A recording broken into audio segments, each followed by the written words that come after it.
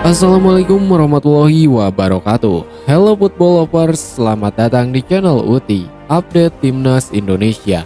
So, pada kesempatan kali ini Mimin akan menyajikan sebuah berita sepak bola mengenai Timnas Indonesia. Namun sebelum ke topik pembahasan, alangkah indahnya jika sempatkan waktu sejenak saja untuk menekan tombol subscribe dan nyalakan ikon notifikasinya, agar supaya kalian tidak ketinggalan berita terupdate seputar Timnas Indonesia. Penyebab media Vietnam tantang Timnas Indonesia kalahkan Vietnam di Piala AFF 2022.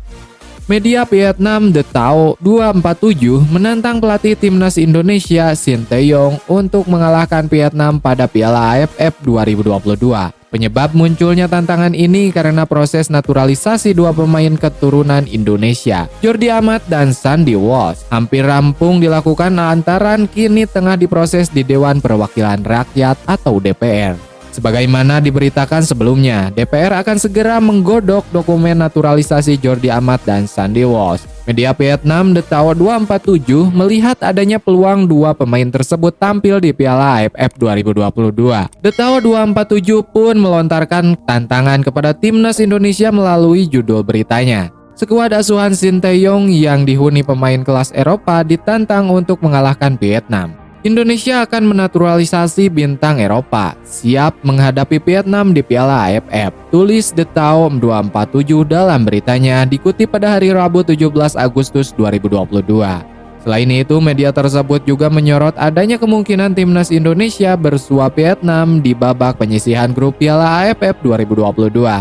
The Tao 247 menyebut Timnas Indonesia dan Vietnam tidak akan berada dalam satu pot pada drawing Piala AFF 2022.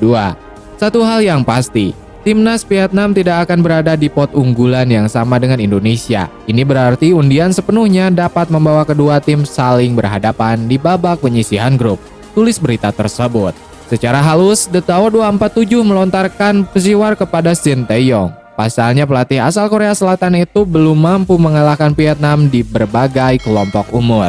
3 pertemuan terakhir Shin Tae-yong dengan Vietnam berakhir dengan 2 hasil imbang dan 1 kekalahan. Hasil imbang didapat pada ajang Piala AFF 2020 dan Piala AFF U19 2022.